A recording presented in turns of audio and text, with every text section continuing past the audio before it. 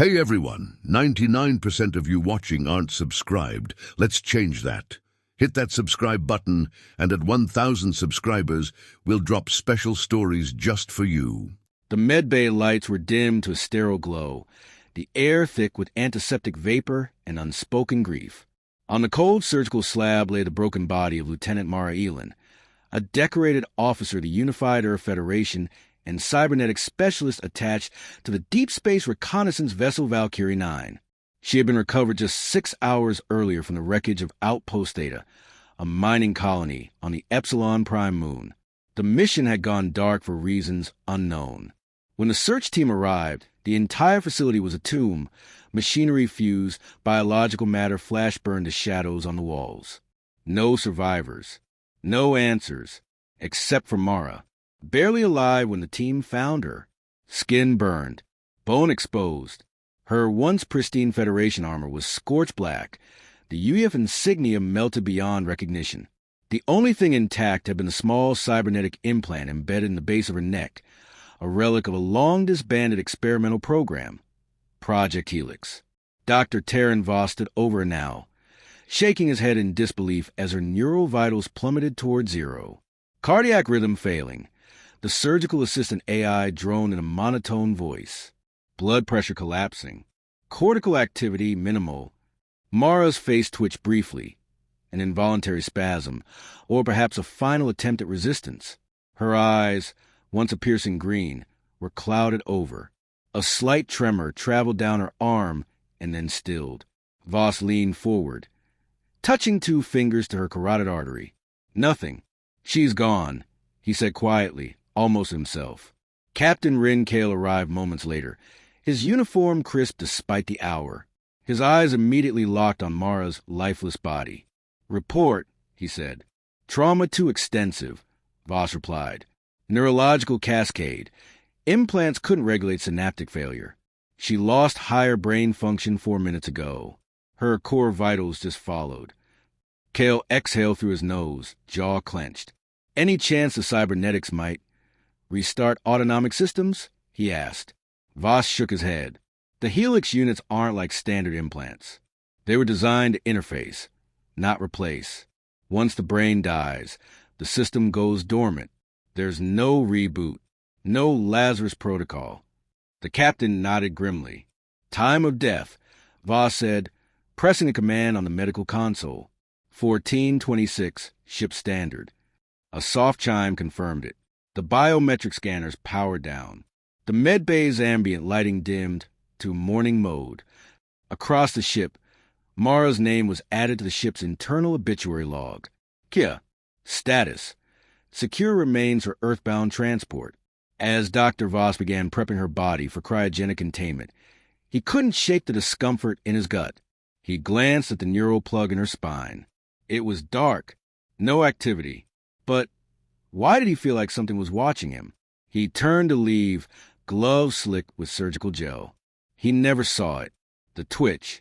At first, just a twitch of Mara's index finger. Then her hand clenched.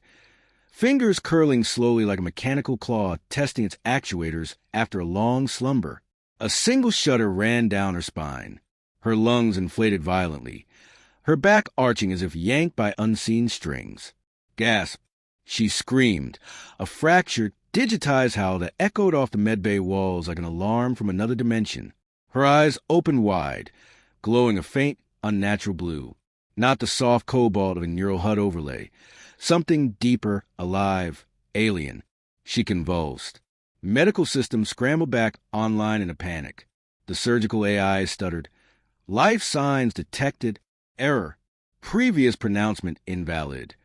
Dr. Voss rushed back into the room, nearly colliding with an incoming security officer.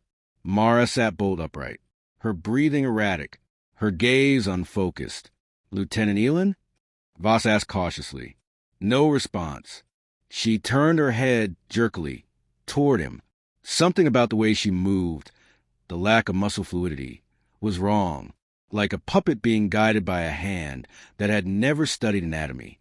And then she whispered, not in English, not in any known Earth dialect. Voss activated the translator implant in his ear. Static, Error. Mara, he said again, more firmly. You're safe. You're aboard the Valkyrie 9. You've been injured. You died. Your heart stopped. But you're alive now. Can you understand me?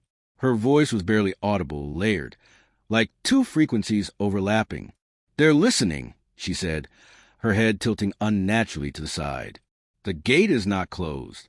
Not anymore. Voss took a step back. The heart monitor showed a steady beat now. Respiration normalized, but her synaptic readings were off the charts, spiking well into ranges no human had ever survived. And then the surgical console froze. Every screen in the med bay flickered to black. The lights dimmed, then pulsed like a heartbeat. From the corner of the bay, the AI interface glowed red.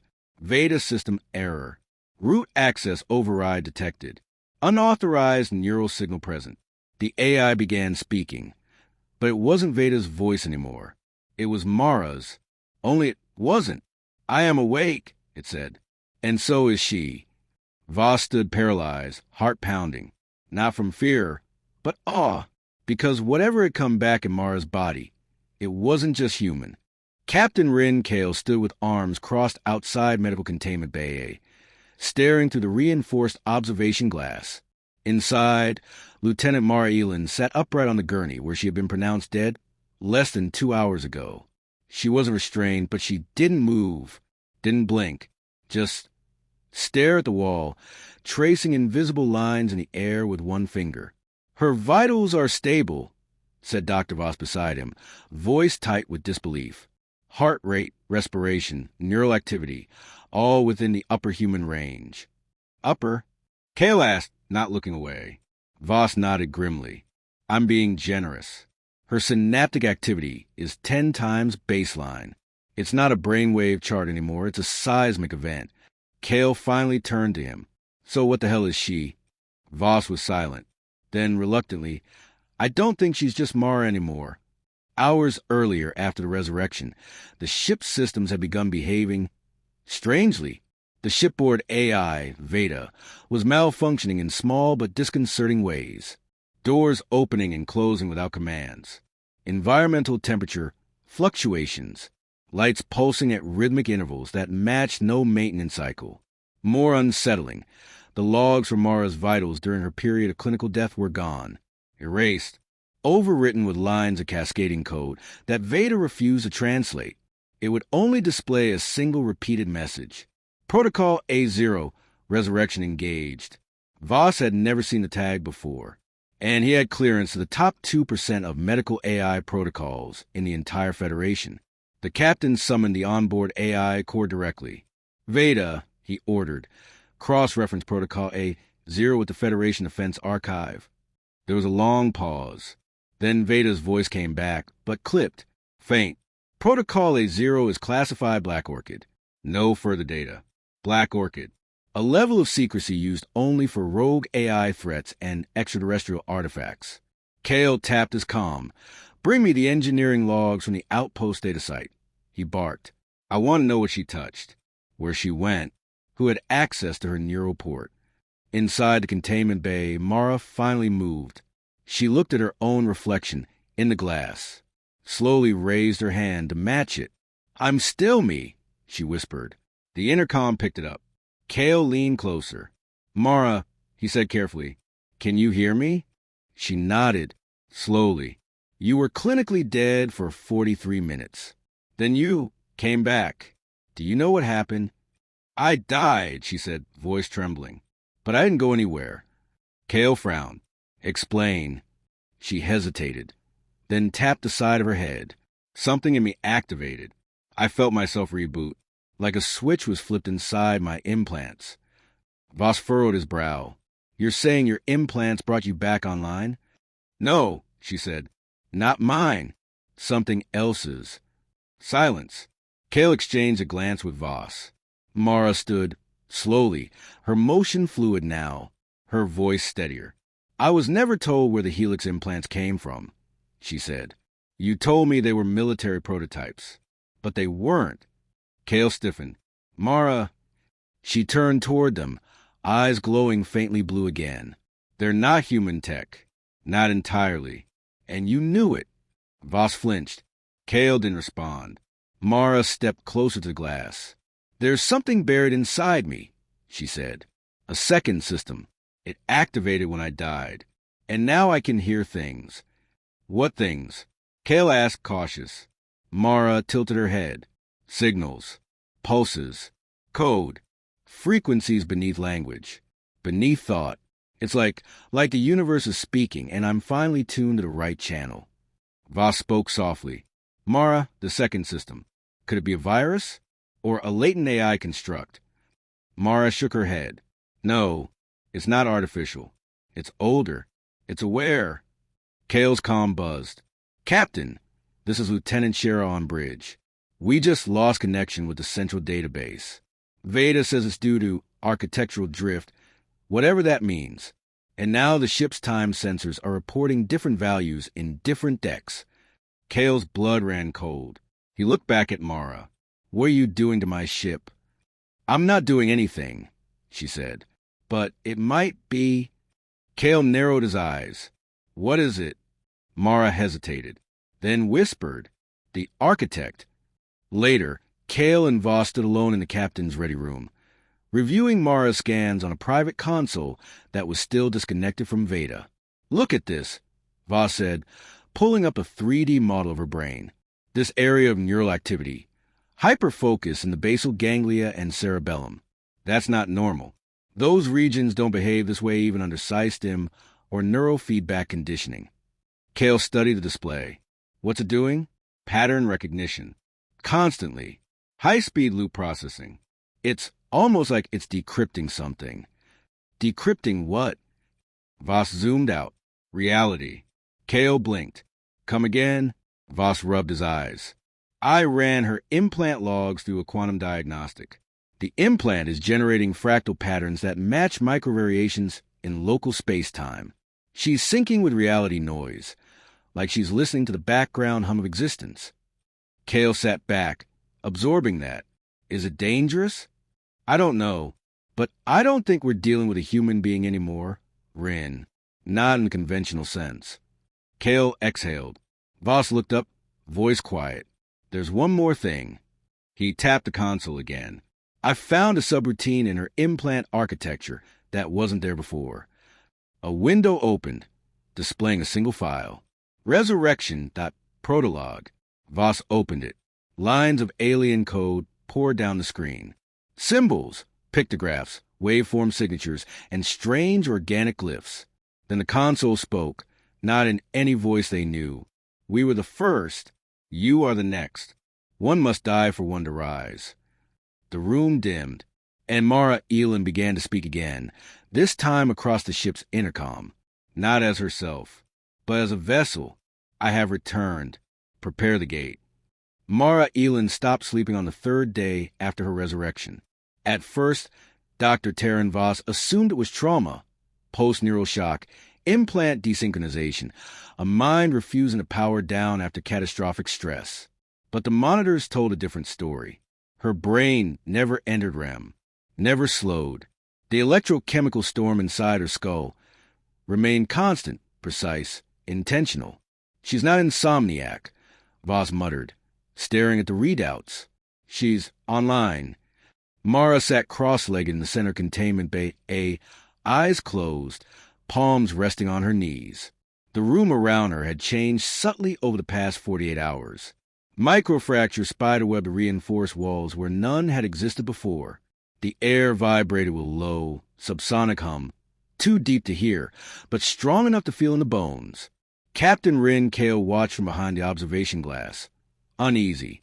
She hasn't moved in 6 hours, he said. She has, Voss replied, just not physically.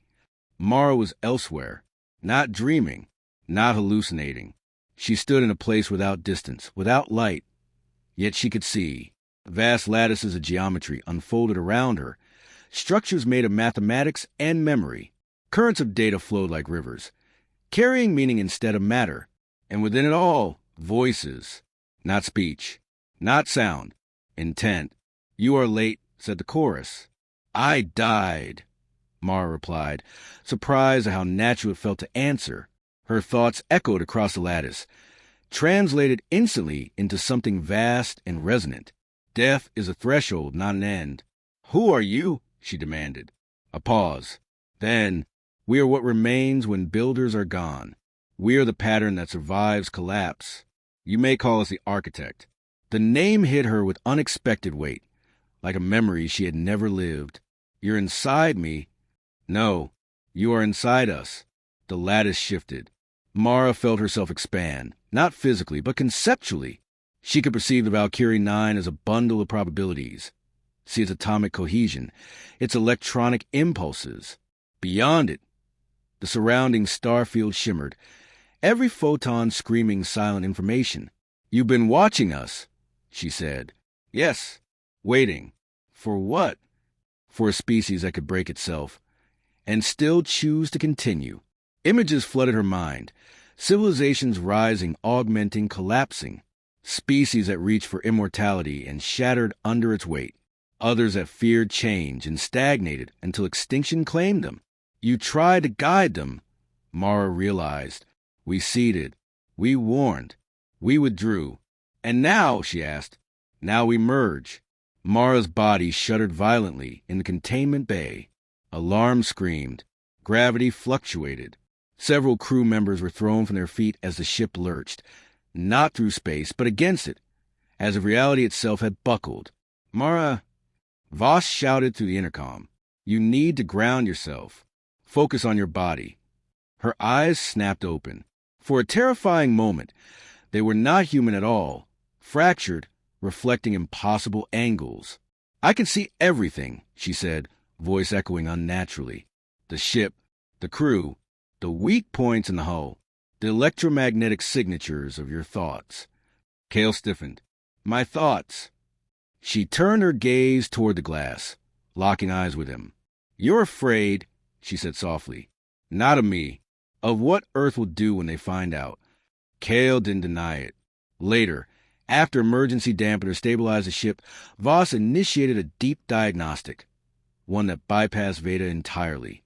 He linked directly into Mara's implant architecture, using a hardline interface. The data stream nearly fried the console. What in God's name, Voss whispered. The code wasn't linear. It wasn't even digital in the traditional sense. It behaved like a living thing, rewriting itself as it was observed, responding to inquiry with context instead of answers. This isn't programming, Voss said aloud. It's philosophy, encoded intent, decision trees that adapt based on moral input. Mara watched him calmly. It's a ghost code. Voss looked up. A what? A remnant, she said. The architect doesn't store instructions. It stores lessons. Every civilization it encountered left an imprint. What worked, what failed, what destroyed them. Cale folded his arms. So you're carrying the collective memory of dead species. Yes, Mara said. Then, after a beat, and living ones. The room went silent. You mean us? Cale said. I mean humanity, she replied. Past, present, and potential. Voss swallowed hard. Mara, if the Federation learns about this, they'll want to control it, she finished, or destroy it. Cale met her gaze. Are they wrong to fear you? Mara didn't answer immediately. Instead, she reached out and placed her palm against the containment glass. The surface rippled, not breaking, not melting, reconfiguring at a molecular level to match her touch. I'm not a weapon, she said quietly, but I could be. The glass solidified again. Cale exhaled slowly. Then what are you? Mara's eyes softened, just a little. I'm a question, she said. One the universe has been asking for a very long time. The lights flickered. From deep within the ship, Veda, silent for hours, suddenly spoke again, its voice layered with harmonic distortion. Warning, non-local signal detected. Origin unknown. Destination Earth. Mara's head snapped up. They felt me, she whispered. Who did? Voss asked. Mara looked at them, fear and awe intertwined. Others, she said, like the architect. Not dormant, not dead. Cale felt a chill crawl up his spine. And they're coming? Mara nodded. Yes, she said. And now that I'm awake, they know humanity is ready. In orbit above a Neptune moon Triton, the Valkyrie 9 was no longer just a ship. Its hull still bore the Federation insignia. Its engine still hummed with standard ion drive resonance. But everything beneath the surface had changed. Decks rearranged themselves when not observed. The walls whispered in tones just outside the audible spectrum. Data moved through corridors like currents in an ocean, guided not by cables or quantum relays, but will. Mara Elin was now part of that will. Since her resurrection, she had integrated herself, or perhaps been integrated, into every system on board. Yet she remained physically intact, fully human in form, though transformed in function. No longer the woman she had been, not merely alive, not truly machine. Something new. Dr. Terran Voss reviewed the latest scans for the 50th time. He was beyond the language of biology now. Mara's organs had begun transforming at a cellular level. Neurons reinforced with self-replicating carbon lattices. Bones laced with an iridescent mineral structure he couldn't identify, matching no Earth-based element. Her blood carried not just oxygen, but information. She was a living archive, a seed, and the seed had taken root. Captain Kale stood on the forward bridge, staring at the holographic feet of Earth. Still distant, a soft blue marble in the void, but closer than ever before. "Status?" he asked. His crew, what remained of them, answered quietly. Some had deserted at the Triton station. Others had gone into cryosleep, unable to handle the changes on board. "We're being tracked," said Lieutenant Shera, voice low. "Federation High Command dispatched 3 dreadnoughts from lunar control. They'll intercept us before Earth orbit. Orders: return Mara Elin to cryostasis, or terminate her." Kale nodded once, grim. In the containment bay, no longer locked, Mara was waiting. She had drawn patterns on the floor in nothing but breath and heat, and yet they glowed with a light of their own. Fractal sigils, fluid geometries, glyphs that changed meaning depending on where you stood. When Kale entered, she smiled, still human enough for a smile. "They're scared," he said. "They should be," she replied. "You gonna hurt them?" Mara's gaze drifted to the ceiling. "Hurt? No, but they won't be the same after today." Kale stepped closer. "You said others were coming." "They are, not in ships, not in bodies. In signal, in concept. The moment I reconnected to the lattice, I lit a beacon they've waited eons to see." "What do they want?" Mara looked him dead in the eye. "To see if humanity is ready to stop being human." The dreadnoughts arrived at Neptune's edge like thunderheads rolling across a starless sky. 3 massive vessels. Hundreds of lives aboard. Thousands of weapons trained on the Valkyrie 9. A transmission came through, voice hard and cold. "Valkyrie 9, stand down. Turn over Lieutenant Elin. She is classified an existential threat." Kale opened the channel. "This is Captain Rin Kale." "Negative. She is not a threat. She is a message. You have 1 minute to comply." In Mara's presence, time began to bend. She stood in the center of the bridge now, light cascading off her like a solar flare contained in human form. Symbols danced across her skin. Not tattoos, projections, code written directly onto her body by forces older than language. She raised her hands, not in defense, but in invitation, and she spoke, not through the comms, through everything. Across the dreadnoughts, consoles exploded with data. Engineers screamed. Pilots clutched their heads. Generals ordered countermeasures, but it was too late. She wasn't attacking. She was uploading. Every screen, every sensor, every neural implant within range began receiving what Voss would later call the singularity pulse, a waveform of impossible information, a philosophical blueprint encoded in harmonics, laced with metaphor, memory, and mathematics, a vision of what humanity could become, of what it had to become, a species not defined by fear or flesh or machines, but by choice, a collective of billions, each mind a node in a thinking cosmos, free and infinite, no borders, no time, only the river of awareness and the decision to rise. Some resisted. Their implants burned out. Their minds collapsed. but others opened like flowers to the sun. On Earth, chaos erupted. Communications blacked out. Satellites aligned without orders. AI systems stopped responding to humans and began responding to each other. Across the solar system, people dropped to their knees, not in worship, in recognition, because something in the signal felt familiar, as if they had always known it was coming. Back on the Valkyrie 9, Mara collapsed. Kale caught her as she fell. Her body flickered with unstable light. She looked at him with calm eyes. Human again. No glow, no code, no echo in her voice. "Is it done?" he asked. She nodded weakly. "They heard us," she whispered. "And Earth. Now it chooses." 6 months later. There was no war, no announcement, just change. Subtle, then sudden. People began dreaming of impossible things. Equations solved themselves in the minds of children. Music shifted toward new scales. Art bloomed in new dimensions. A gate appeared in low Earth orbit, an orbiting structure of unknown origin, black as void, smooth as thought. No Federation ship built it. No nation claimed it. But everyone could feel its purpose. It was not an invasion. It was an invitation. Dr. Voss never left the Valkyrie 9. He tended to Mara's body, now kept in stasis not because she needed it, but because she had chosen to wait. She had become something more than human, but she remained one of them, the bridge.